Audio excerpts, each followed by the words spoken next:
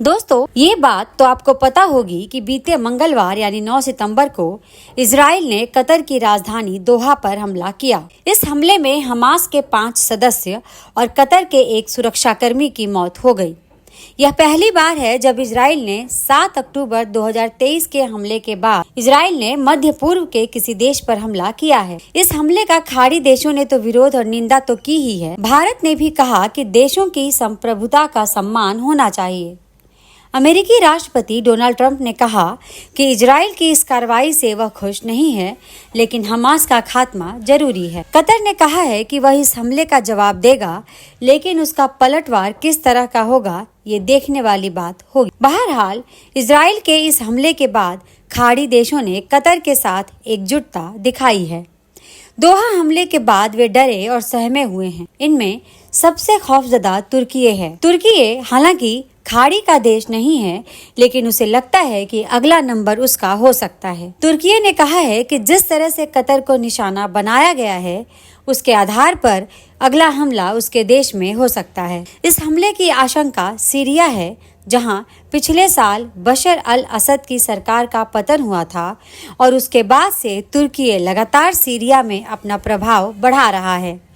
Israel किसी भी हाल में सीरिया के अंदर तुर्की की सेना को नहीं देखना चाहता, इसलिए जंग भड़कने की एक और बड़ी आशंका ये भी हो सकती है। तुर्की रक्षा मंत्रालय के प्रवक्ता रेयर एडमिरल जेकी अकतुर्क ने प्रेस कॉन्फ्रेंस के दौरान कहा कि अगर इजराइल अपने बेखौफ और लापरवाह हमलों को बढ़ाने का फैसला जारी रखता है, तो वह पूरे क्षेत्र को अराजकता की आग में झोंक देगा। पिछले साल बशर अल असद की सरकार के पतन के बाद से दोनों देशों के बीच पड़ोसी सीरिया में प्रभाव बढ़ाने की रेस की वजह से भी तनाव काफी बढ़ गया है। तुर्की के राष्ट्रपति रेसेप तैयप एर्दोगन लंबे समय से फिलिस्तीनी आंदोलन और फिलिस्तीनी उग्रवादी समूह हमास के समर्थक रहे हैं। तुर्की के राष्ट्रपति ने गाजा युद्ध की शुरुआत से ही इजराइल, खासकर प्रधानमंत्री बेंजामिन नेतन्याहू की तीखी आलोचना की है। उन्होंने इजराइल पर नरसंहार का आरोप लगाया है और नेतन्याहू की तुलना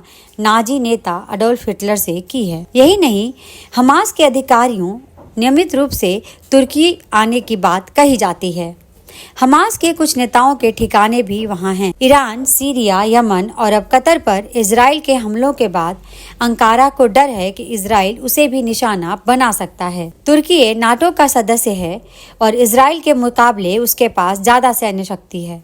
अगर इजराइल तुर्की पर हमला करता है तो यह नाटो के आर्टिकल 5 का उल्लंघन होगा। ऐसे में क्या फिर नाटो के 30 देश मिलकर इजराइल पर जवाबी हमला करेंगे?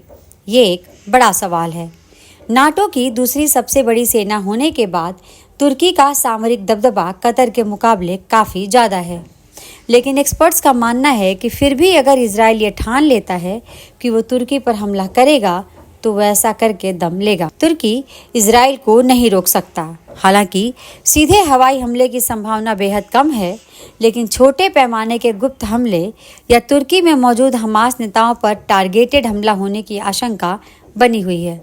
दोस्तों, हमारे इस चैनल को लाइक, सब्सक्राइब और वीडियो को शेयर जरूर करें।